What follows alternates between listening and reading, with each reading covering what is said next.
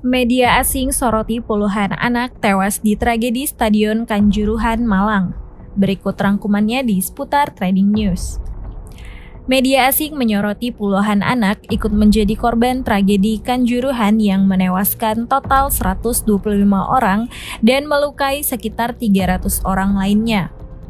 Portal berita asal Singapura seperti Channel News Asia sampai The Straits Times yang turut mengangkat cerita tragis anak kelas 5 SD menyaksikan kedua orang tuanya tewas terinjak-injak saat berdesakan di tengah kerumunan supporter Arema yang berebut ingin keluar stadion. 32 anak-anak di antara 125 korban tewas dalam tragedi Stampede, tim investigasi dibentuk. Bunyi judul artikel The Straits Times. Setidaknya 32 anak-anak meninggal dalam bencana di Stadion Indonesia. Kepala polisi dipecat. Demikian judul artikel Channel News Asia. Media Australia ABC News, media China The South China Morning Post, portal berita AS CNBC, sampai kantor berita AFP, dan Reuters turut memberitakan puluhan anak meninggal dalam tragedi sepak bola paling mematikan dalam puluhan tahun terakhir itu. Tragedi Kanjuruhan terus menjadi sorotan dunia hingga terus diliput berbagai media internasional.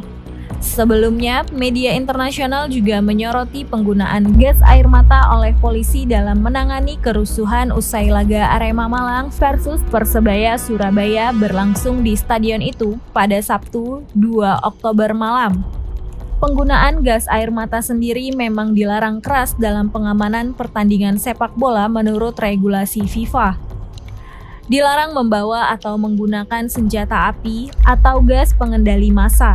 Demikian bunyi regulasi FIFA pada bab 3 tentang stewards, pasal 10 soal steward di pinggir lapangan.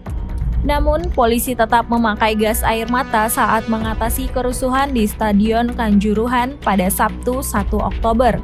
Sejumlah laporan dan video yang tersebar di media sosial bahkan memperlihatkan polisi menembakkan gas air mata ke tribun penonton yang masih dipenuhi supporter. Menurut supporter-supporter yang berada di lapangan dan selamat, polisi melepaskan gas air mata guna meredam massa yang sempat masuk ke lapangan usai wasit meniup peluit panjang laga Arema versus Persebaya Surabaya. Paus Fransiskus juga ikut mendoakan semua korban tewas dan terluka dalam tragedi Kanjuruhan saat memimpin misa dari balik jendela yang menghadap ke St. Peter's Square, Vatikan, Roma, Minggu 2 Oktober. Kericuhan ini bermula ketika skuad tuan rumah Arema FC dinyatakan kalah dalam laga melawan Persebaya dengan skor 2-3. Tak terima, sejumlah pendukung Arema turun dari tribun penonton ke tengah lapangan. Karena situasi kian kacau, kepolisian sempat menghadang penonton, kemudian menembakkan gas air mata.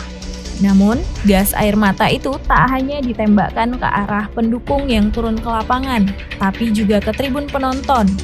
Para pengunjung pun panik. Massa lantas berdesak-desakan keluar dari stadion. Di tengah kepanikan itu, banyak penonton mengalami sesak napas, terjatuh, dan terinjak-injak hingga tewas.